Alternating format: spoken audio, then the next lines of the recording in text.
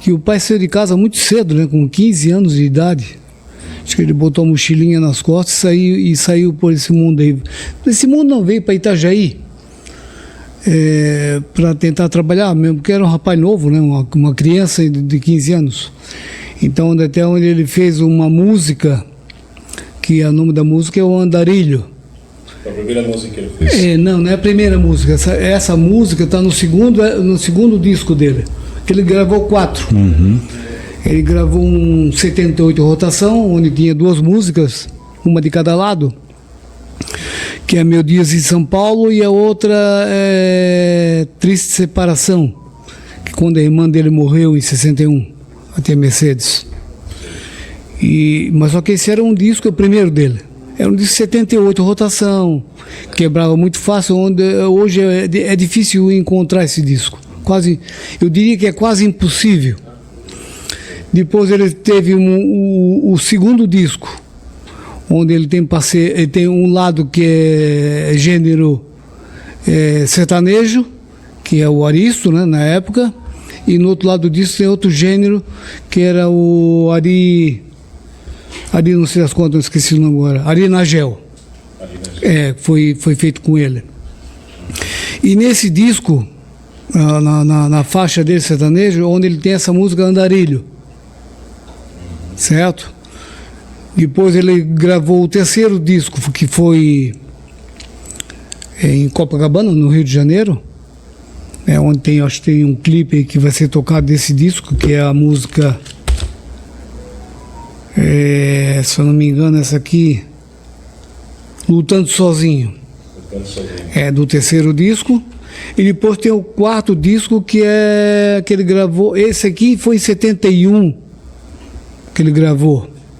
Em 74 ele gravou o quarto, que seria Na Fazenda Serra Azul, onde aí tem a música que ele gravou, que é Ana Maria, em homenagem à minha irmã, que ele gostava muito da minha irmã quando era pequenininha, né?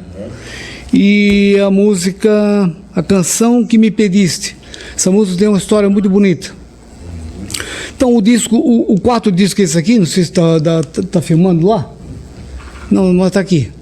O quarto disco é esse aqui, ó, que é Na Fazenda Serra Azul. Esse na frente aí, né? Com a sanfona. Esse aqui ele tá na frente de esse aqui ele tá na frente de uma fazenda, que é do amigo dele, patrocinador dele, o seu Campos da Casa Coelho. Então ele tá aqui, ele tá com uma jaqueta vermelha com a calça azul, onde era uma roupa que ele se apresentava em show, nesse caso aqui. Tá, esse aqui que tá Ana Maria e a Canção Que Me Pediste. Esse foi o último que ele gravou. Qual ano foi isso? 74. 74, né? Eu lembro porque quando desceu para gravar, o João Batista era pequenininho. E esse aqui é o terceiro que ele gravou. Esse aqui foi em Copacabana, no Rio de Janeiro. Ele está sentado aí num gramado aí. Ele sempre teve esse nome artístico, Aristo? O Aristo, ele tinha o conjunto Aristo.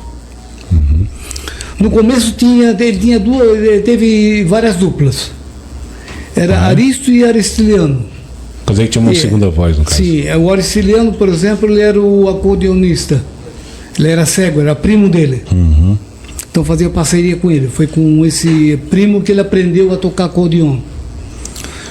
Depois foi com Aristo e Aristeu, que ele fazia dupla com o irmão dele, que é o único que está vivo até hoje, tio Zeca.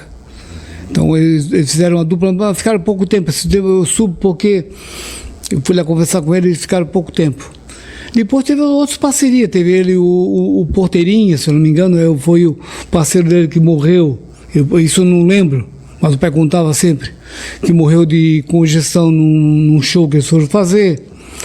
E então ele sempre teve esse nome Aristo e seu conjunto, por exemplo, onde depois também vai aparecer foto ali, ele tocando com o conjunto dele. E depois veio o programa de rádio, difusora, que era Aristo, o catarinense que canta.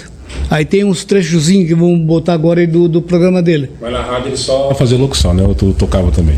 Não, tocava também. Tocava e cantava. Tinha, digamos, eu participei na época da Rádio Colón, lá em Joinville, eu participei de um programa dele ao vivo, onde ele cantava, fazia o programa ao vivo e cantava, tinha auditório, né?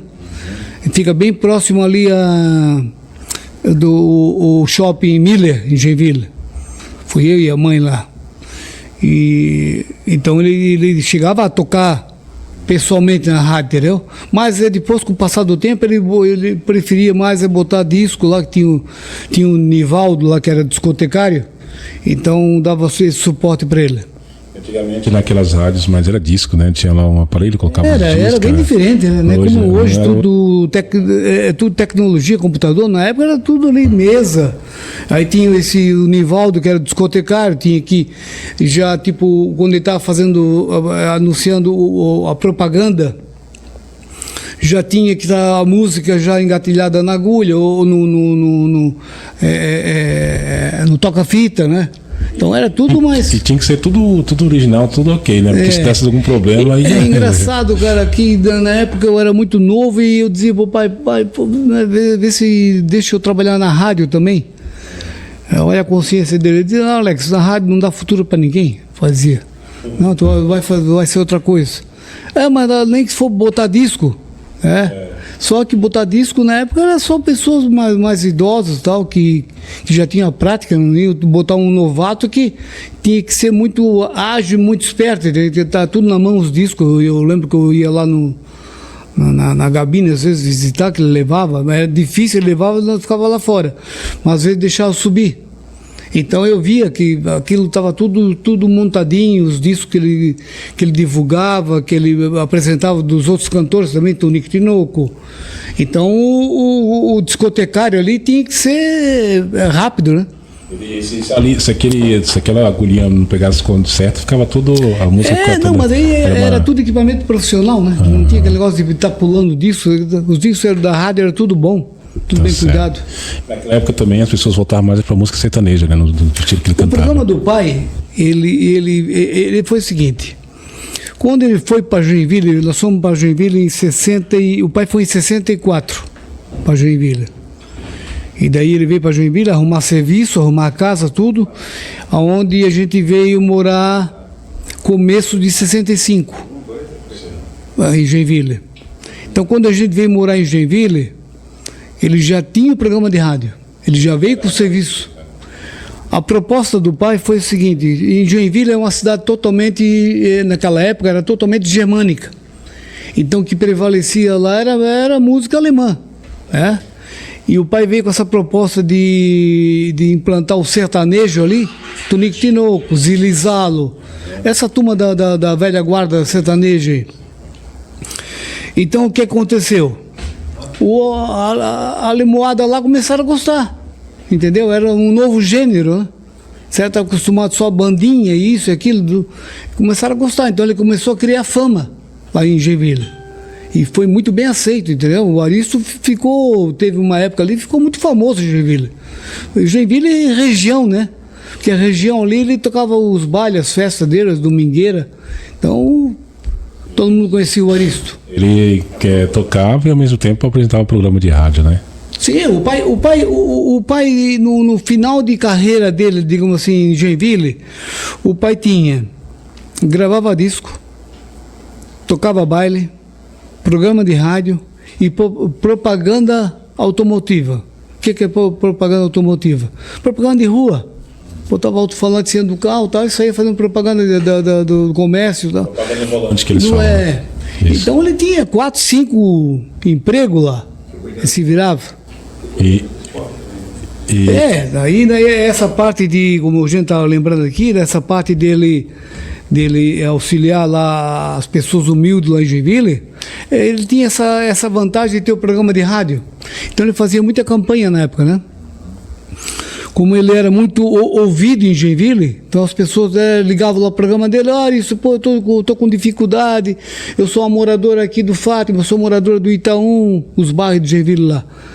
E como o pai fazia propaganda de rua também e rodava aquela cidade toda, então às vezes o pai passava num bairrozinho pobre, lá via aquelas casebres, aquelas pessoas necessitadas lá. Então ele ia para o programa à noite, que o programa dele era à noite. Quando ele foi para Joinville, o programa era de manhã. O programa, se eu não me engano, era das 6 às 7. Ele levantava às 5, eu levantava com ele. Eu gostava de levantar com ele, eu ia numa venda que tinha pertinho ali para comprar pão para ele. E de pouco passou o tempo, o programa dele passou para a noite. Aí era das 9 às 10, depois ele ganhou meia hora a mais, das 8h30 às 10. Então, nesse programa, ele fazia campanha, entendeu? Quem puder doar 1 quilo de açúcar, 1 quilo de isso, daquilo e tal. Aí ele passava nas lojas, os patrocinadores dele pegava, botava no carro, quando ia trabalhar com propaganda de rua, passava nessas pessoas humildes, necessitadas, e entregava. Ele usava ali o meio de comunicação, um programa de rádio, mas ao mesmo tempo ajudava aqueles que estavam necessitados. Sim, né? mas aí esse lado dele, ele tinha essa preocupação, ele já falou isso para muitas pessoas, que o sonho dele era ficar rico. Esse era o sonho dele. Mas não para ostentar riqueza, que ele queria ajudar as pessoas, entendeu? Como ele veio de uma família muito pobre, a minha avó viúva, ele o filho mais novo, imagina a dificuldade que ele viu, entendeu? Que ele viveu. Então, claro que ele ia ter esse sentimento de caridade, né? Apesar dele conviver com pessoas muito ricas lá em Joinville, dono de loja, patrocinadores, né, essas pessoas de gravadoras, aquilo tal, mas a humildade dele, tanto é que ele contava uma história que quando ele esteve gravando, não sei se foi no Rio de Janeiro, em São Paulo, que eles ficavam no hotel, e daí ele disse: pessoal, eu vou sair, vou procurar uma igreja para participar de uma missa, aquilo tal. Aí os amigos dele da época lá, da gravadora: rapaz, tu vai atrás desses urubus. Os urubus eram os padres que andavam de batina, né? Então tirava o sarro dele, debochava, mas o pai não estava nem aí. Ele tinha muita convicção no que ele queria para a vida, entendeu?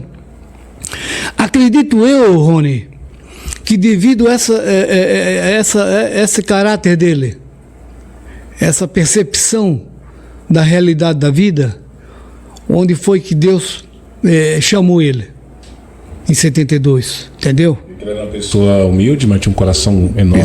Ele sempre pedia, isso eu estou falando, isso eu não vou saber, ele não ia me contar isso quando eu era muito criança. O que eu conto aqui, que eu lembro, é que eu vi, o que eu escutei, o que eu convivi com ele. Agora, o sentimento dele interno, eu não vou saber. Né? Mas depois, com o passar do tempo, ele contava que o sonho dele era ficar rico. Ficar rico não para ostentar riqueza, mas para poder ajudar mais pessoas. Tanto é que ele foi uma vez numa casa de uma senhora, ele também já contou isso, e daí o pai foi com outra pessoa, que eu não lembro quem era, e daí o pai disse assim: vai lá ver se aquela senhora está precisando de ajuda. Daí a pessoa desceu, foi lá falar com a senhora, assim: nossa, de promessas tô cheio, tem um tal de Aristo aí que só promete A senhora falou? Só promete e não cumpre. Daí ele falou que o Aristo estava ali no carro, entendeu? Mas é esse o problema de ajudar as pessoas, é que tu não consegue ajudar todos, entendeu? Quando não dá para você ajudar, né, eles não entendem como então o sonho dele para tentar, tipo assim, diminuir essa defasagem, essa dificuldade, era ficando rico, entendeu? Mas só quando Deus chamou ele lá em 72, Deus falou para ele que ele não ia ganhar dinheiro com isso, entendeu? Onde Deus foi tirando da cabeça dele, e ele foi mudando de vida aos poucos, que eu sempre falei aqui, que a conversão das pessoas não é do dia para a noite. Tem que ter paciência com as pessoas, entendeu? Mas, Rony, vamos ver então, para a gente vai ficar muito alongado, vamos ouvir aí o pessoal, um trecho, como era o programa dele. Desculpa que de repente não está bem gravado, o áudio não está bom, mas é porque foi muito regravado, lá dos anos 80. Bota lá. Então vamos voltar aí no passado, né? Túnel do tempo. Vamos. Programa Amor e Verdade, que você está em sintonia com a gente aqui na sua emissora, que é a Rádio Difusora Carijó. O programa todo inspirado por Deus para trazer todo domingo aqui a palavra de Deus. Nós restam apenas mais alguns minutinhos e que nós agradecemos sempre ao nosso querido ente. E o Depósito São Luís, na rua Tuiuti, também a Livraria Evangélica na Rua 15 e a Oficina e Pintura e Lataria Mecânica do Toninho. Senhorita, você que também luta para um dia melhor, você que também quer ter um dia, um lar abençoado, viu, senhorita, você, moça, quer ter um dia a recompensa da parte divina, faça tudo pelo mais certo. Muitas vezes um pai e uma mãe, eles olham e você já tem pedido, minha filha, esta roupa não está certa, use uma roupa mais decente, você deveria aceitar, é para o seu bem. E se a pessoa que você ama, que você gosta, quer ver você assim, se você for mesmo levando a sério, diz assim, olha, a minha vida é uma vida de cristão para Deus, eu quero ser para você a pessoa que vai te honrar. E não é com um tipo de certas roupas que eu vou procurar a fazer uma vida melhor. Muito bem, nós vimos aí um pouco do trecho do programa de rádio dele, né? Além de ele, né, foi escolhido por Deus, profeta Pedro II, mas ele tinha uma vida radialista, cantor, e a gente viu um trechinho aí lá ao vivo no rádio, né? Ele tinha uma boa dicção para falar ali, né, Alex? Ele, parece que ao mesmo tempo ele está ali evangelizando, falando com relação ao respeito, isso é muito interessante, né? Muito importante que ele falava. Nessa época aí, Rony, eu imagino, tá? Isso aí eu não quero falar data porque eu não tenho certeza. Mas deve ter sido nos anos 82, 83, por aí. Tá? Quer dizer, ele já tinha aí uns 10 anos, 12 anos de mudança de vida, né? Então, foi praticamente o que Deus permitiu que ele fizesse, o programa de rádio ainda, porque ele tinha que se sustentar, ele e a família, e a propaganda de rua. Porque disco aí ele já fazia tempo que não grava mais, e baile, domingueiro, assim, ele também não tocava mais. Mas ali a gente já vê, por exemplo, o que ele falava, entendeu? Qual era o assunto dele. Tanto é que, devido a essa posição dele na rádio, ele ficou 25 anos na rádio difusora, foi justamente por essa posição dele de falar a verdade, de dar bons exemplos, de ler um trecho na Bíblia, no programa, que era no finalzinho do programa dele, ele sempre lia um trecho da Bíblia e dava um bom conselho, né? Que foi perseguido até o ponto dele sair, não aguentar, ter que sair da rádio. Foi em 1990. Então foi justamente por esse motivo aí.